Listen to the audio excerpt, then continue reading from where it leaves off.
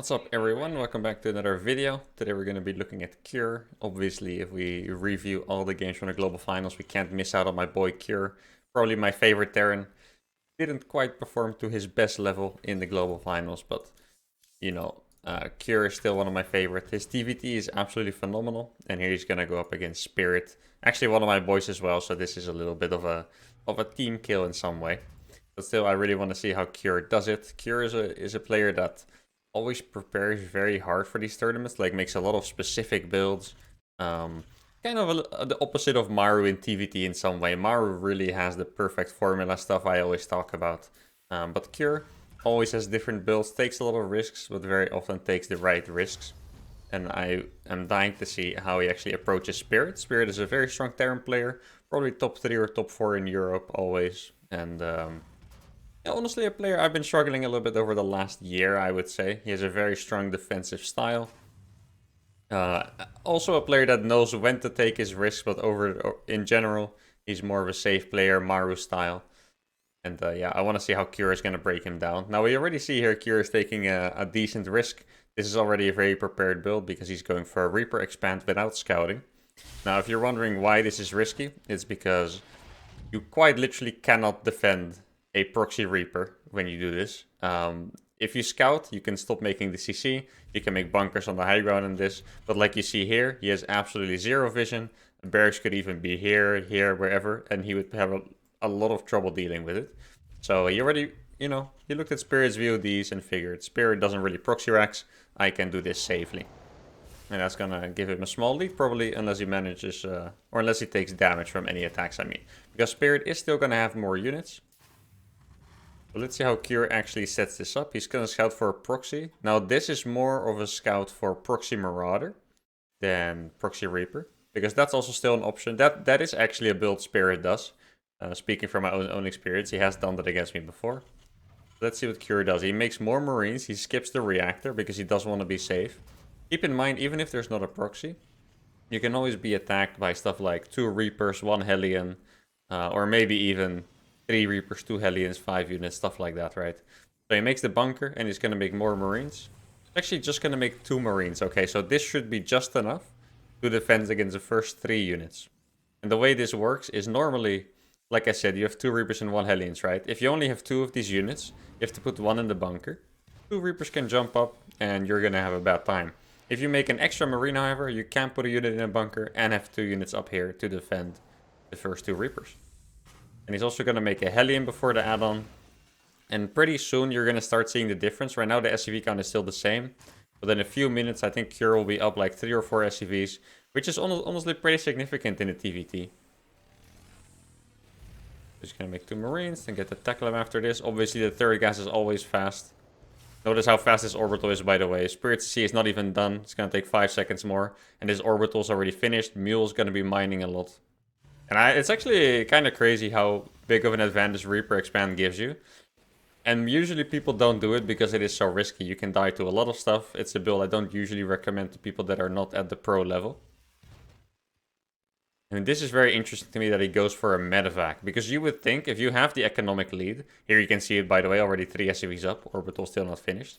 If you have the economic lead, you would want to play as safe as possible. So you could get maybe a tank and a Viking. You could go for the Raven straight away. But he's actually going to go for a medevac. Which I find very interesting. I do wonder if this is just a good follow-up in his mind to the Reaper Fast Expand. Or if this is an anti-Spirit build, right? Like I said. And here you can see the full effect of that Reaper Expand, 5 SCVs up. And yeah, in TVT, because you always have the same amount of units, that is just fantastic. And look how well calculated this build is by Cure. He had 5 Marines in the medevac, as you can see. And then he had 1 Reaper and 1 Hellion chilling here. And now he has a perfect full medevac drop. And at home his follow-up is just going to be standard. Now since he's attacking, let's jump over to his POV to see how he does all the things. I know Cure is usually a very...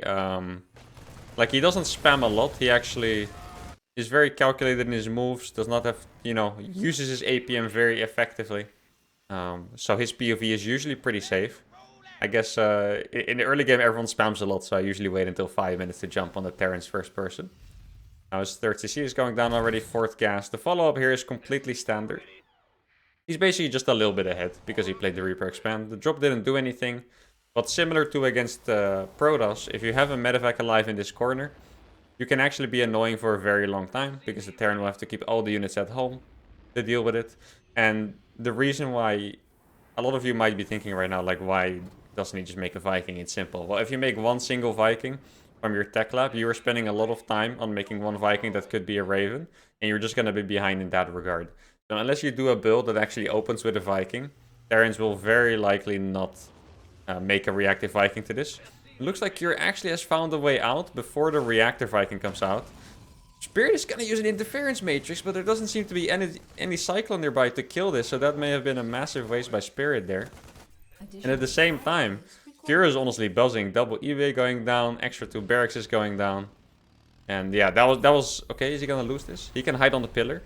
That's exactly what he does. Well, Spirit lost the high ground vision already, but good move by Cure nonetheless.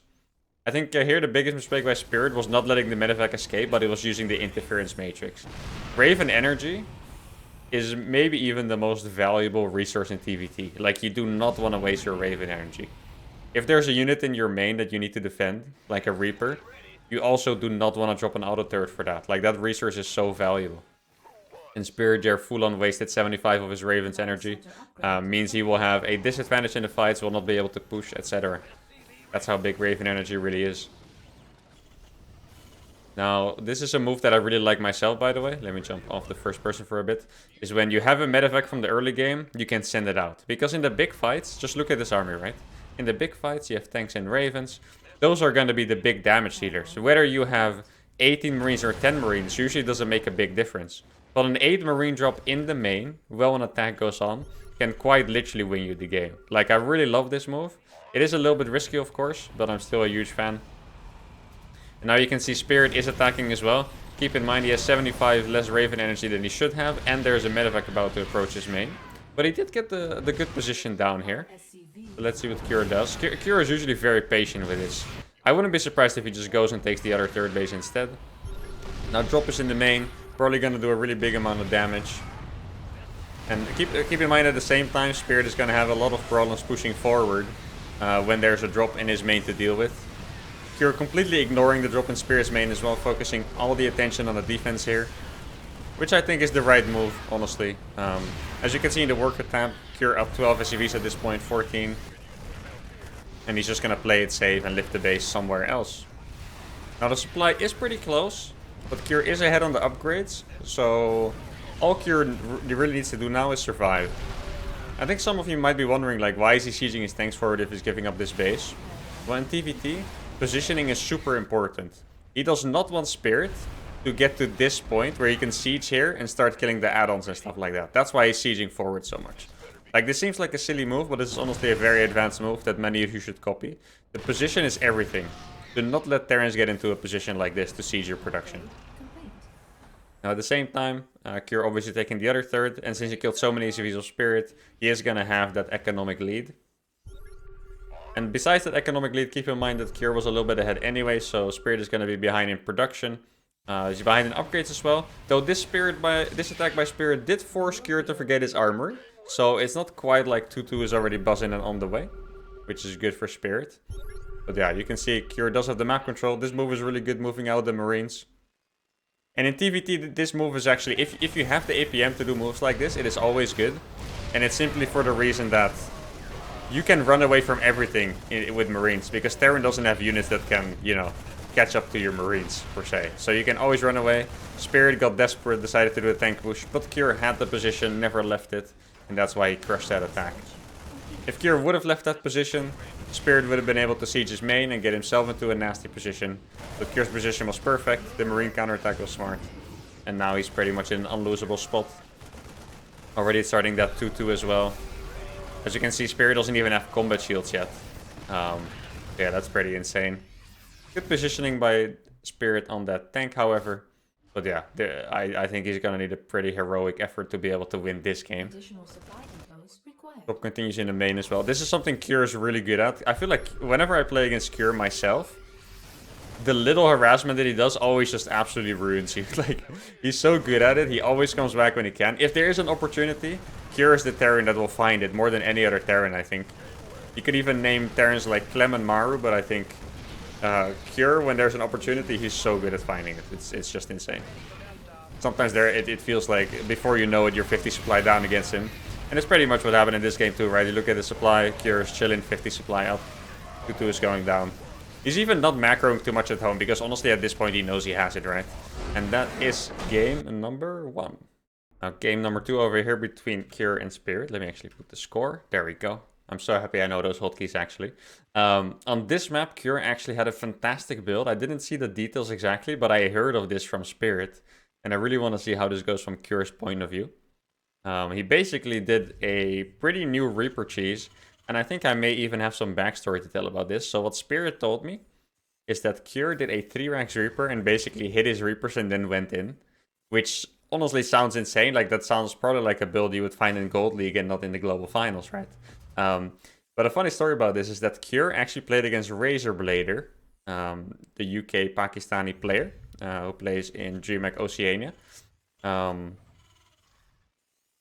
Razorblader did that against him in an ESL Cup in like the round of 4, I think, and he actually beat Cure with it. Let me tell you, taking a map of Cure is really difficult. I've played a lot of series against him, even on ping advantage, where I would lose 2-0.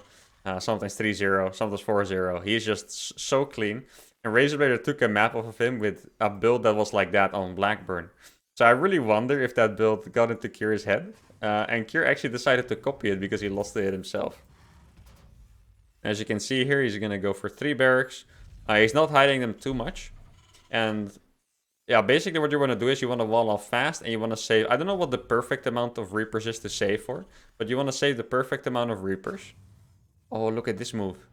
Wait, this move is actually very high level. I would be afraid to copy this. Let me explain what's going on here. Normally, you would make the depot right away, right? So what Cure does is he checks if the SCV scout is coming. And because it's not coming, he starts his orbital first. Which is obviously a big deal, because now he can chill and make the depot later and not damage his economy heavily. If there was an SCV scout there, he would have made the depot first. Now, personally... when I play a tournament, I get really nervous, so I would not make a move like that because I'm sure I would get shaky and I miss the depot, and then obviously you just end up losing the game because you give away your 3-ranks Reaper strategy, right? But that is actually a very high-level move by Cure. I imagine that is also the kind of move that goes unnoticed by a lot of people. Very, very high level. Now, let's see how many Reapers he's gonna save for. You see, when you do this, you have to be very smart about it. Like, you see where Cure is positioning his Reapers. You do not want to have 2 Reapers here. Like, if your opponent sends the Reaper across and sees you have 2 Reapers at a weird timing, he'll already know you're doing a 2 or 3-ranks Reaper build. So the way Cure is doing it is perfect. Now, it looks like he's going to go with 4 Reapers. So he's going to go ahead with 3 to clear the path. The difference here, by the way, is that you have 4 instead of 3. If this is a 2-ranks Reaper, you would have 3 Reapers with this timing attack. But Cure is going to have 4. And he's going to have 4 against 3 units. That's how this timing works out. So it makes sense. Just going to go straight up. That was... oh man, that's such perfect micro from Cure. Actually, the target fire there was so good. And now, you would say, well, Spirit has the tech advantage, right? Like, this should be okay. But this CC is probably going to go down. Like, 3-ranks Reaper is a lot of production, guys. Spirit cannot really make enough units to counter this. Not even with the Hellions. And you see Spirit knows that. So he actually starts the tech lab on his factory over here. Because he knows he needs a tank or a cyclone. This build, like, I know this game, it started really well. Cure's micro is so good with the Reapers. Perfect target fire on the Hellion there.